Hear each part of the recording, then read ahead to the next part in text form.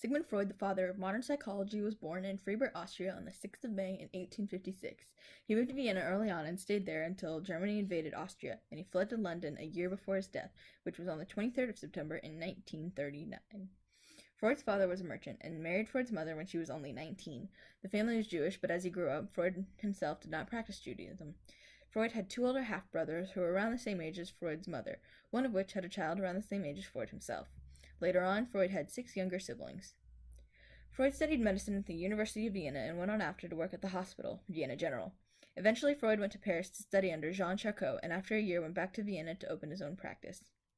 Freud married in 1886 to Martha Bernays, and the two had 6 children together. Originally, psychology was not about behavior. Rather, behavior was just a symptom meant to be studied to understand brain structure.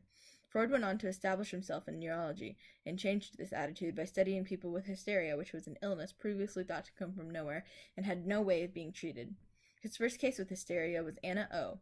Freud managed to treat her using hypnosis and was able to trace her hysteria back to a traumatic event. He went on to publish studies on hysteria with Joseph Breuer. They called the method catharsis, and it worked by releasing the patient's pent-up emotions. At age 39, Freud coined the term psychoanalysis. Later in his career, Freud delved into studying dreams and interpreting their meaning and how they affected the unconscious mind. Originally, Freud's ideas and findings led to violent protests, but eventually they gained traction and were accepted as truth and were well practiced throughout the field. When Sigmund Freud was only 4 years old, Charles Darwin published his book, The Origin of Species, radically altering the previous perception of humans and how they were the same or different to others in the animal kingdom.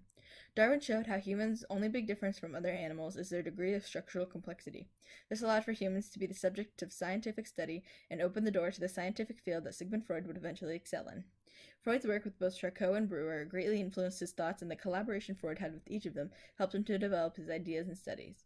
Freud himself was a Freudian, and he felt he was in love with his mother, and used that claim that the feelings of being in love with the mother and jealous of your father as typical and normal for all children. These thoughts eventually manifested themselves as one of Freud's supporting claims to his Oedipus complex and its validity. Because Freud lived in a time after Darwin's ideas had gained traction throughout the scientific community, it was much easier for him to apply scientific reason to all of his work, knowing humans were animals as well. This contributed to his personal philosophy and outlook on conducting scientific research. Another factor that really played into his personal and professional life was the use of cocaine. At the time, cocaine was not illegal and was commonly used as a medicine. Freud himself was addicted for a time and used it to manage his depression and relax. Freud had many protégés and followers both during and past his lifetime. Some were even a part of his own family, such as his daughter, Anna, the youngest of 6, who went on to follow in her father's footsteps and become a psychoanalyst, and later on his nephew, Edward Bernays, who went on to create public relations as a profession, which was the first to use Freud's work to manipulate the masses. Many others were influenced by Freud as well, such as Christopher Losch, who wrote The Culture of Narcissism and used it to analyze people's subconscious motives and provoke thought and criticize our society's self-absorption. Freud over the years has had his critics and still does, but nobody can deny his influence on the field of psychology as well as the influence on Western society and science as a whole. Although much of his work has been tweaked or even completely disproven over the years, the skeleton of his work has remained. Today there is still stigma around mental illnesses, but preceding Sigmund Freud, mental illnesses were considered to come from your brain deteriorating, making mental problems that did not come from a physical disease be ignored. Sigmund Freud was fantastically wrong about almost all of his theories, but he was the one who got the ball rolling for others to try and prove or disprove him, creating huge advancements in the field that would not have happened without him.